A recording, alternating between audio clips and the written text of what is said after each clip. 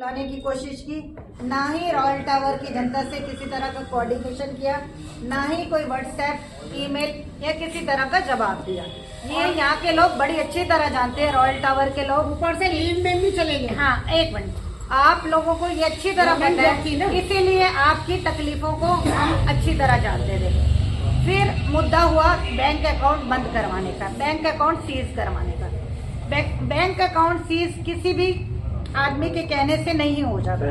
जब bank discrepancies note करता है, महसूस करता है कि बैंक में फ्रॉड हो रहे हैं, ये साइनिंग अथॉरिटी नहीं है, साइनिंग अथॉरिटी ना होने के बावजूद, मेंबर ना होने के बावजूद भी वो आदमी साइन कर रहा है। शुभम गोयल, जिस पर कि बहुत साल पहले से केस चल रहा था, बहुत सारे उसके फ्लैट के अगेंस्ट केस चल रहा था, इन लोगों ने उस शुभम गोयल को ही साइनिंग अथॉरिटी बना रखा था, जबकि वो बोनाफाइड मेंबर भी नहीं था।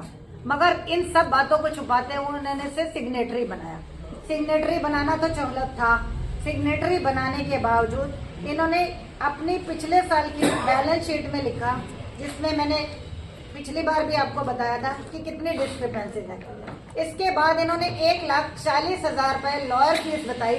उस समय तक हमारी सोसाइटी पर किसी तरह की कोई लिटिगेशन नहीं थी, कोई किसी तरह का लीगल केस नहीं था।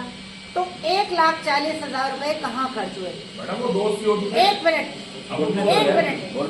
एक बार इन्हें एक तरफ तो ये लिखते हैं स्टेशनरी के अलग से चार्जेस, एक तरफ ये लिखते हैं कि दस्तावेजों पे ये पैसा खर्च हो। स्टेशनरी अलग है, दस्तावेज अलग है क्या? दोनों चीजें एक ही है ना। दस्तावेज को हिंदी में स्टेशनरी कह दो या स्टेशनरी को दस्तावेज कह दो, है तो पेपर ही ना। पेपर वर्क के लिए जो पैसा खर्च होता है उसको दो जगह लिखाया जा रहा है। सोसाइटी में ऐसी क्या जरूरत पड़ गई पिछले 5-6 महीनों से कि दो बाउंसर रखने पड़े? ये आम जनता का पैसा ही खराब हो रहा है। 18,000 रुपए एक बाउंसर को दिए जा रहे हैं, दो बाउंसर रखे गए हैं, अभी कोई क्लैपिंग नहीं, 2 बाउंसर रखे जा रहे हैं। सबको पता होना चाहिए कि किस वजह से ये सारी तकलीफें हो रही हैं। इन 2 बाउंसर का खर्चा उठा रही है सोसाइटी। सिर्फ हमारे पास एक मैनेजर था, स्टेट मैनेजर, को बहुत अच्छे तरह काम कर रहे थे। पूरी सोसाइटी इतनी साफ सुथरी थी, इतनी हरियाली थी कि जो भी आता था हरियाली को देखकर खुश हो जाता था। आज 3 स्टेट मैनेजर होने के बाद ना तो सोसाइटी में सफाई है, ना किसी तरह की रेनोवेशन है, ना गंदगी को साफ करने की तरफ ध्यान दिया जा रहा है।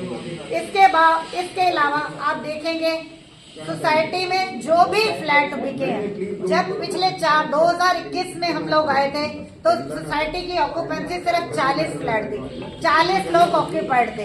आज सोसाइटी में 156 में से 140 लोग आ चुके हैं। 140 लोग तो आज 168 लोगों में से आज 140 लोग ऑक्यूपाइड है और बाकी जो है फाउंडर मेंबर है और उनकी मेंटेनेंस सोसाइटी के पास आती रहती है। तो ऐसी क्या वजह हो गई सोसाइटी में? ऐसा क्या अचानक खर्चा आ गया कि सोसाइटी के 26 लाख रुपए की एफडी और 30 लाख रुपए की एफडी तोड़ाने की नौबत आई? एक मिनट, बीच में नहीं बोलोगे। अगर ऐसा झूठ है तो हर बार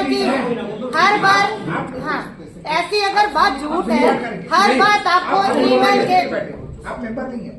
आपको ईमेल के जरिए पूछा जाता है कि हमें सोसाइटी का स्टेटस बताएं। हमें ये बताएं कि सोसाइटी को 2,20,00,000 रुपए हैंड ओवर किए गए थे।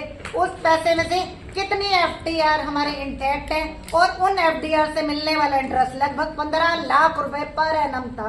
उस 15 लाख इंटरेस्ट को आपने किस तरीके से शो किया? अगर आपने एफडीआर नहीं तोड़ी तो आपको जनता को ये बताने में संकोच क्यों हो रहा है कि आपका पैसा, आपकी धरोहर इसी तरह सुरक्षित है? आपने किसी एक को बताने की जहमत नहीं उठाई। आप कभी भी मेल्स देखेंगे, मेल बॉक्स भरा पड़ा है, मेल बॉक्स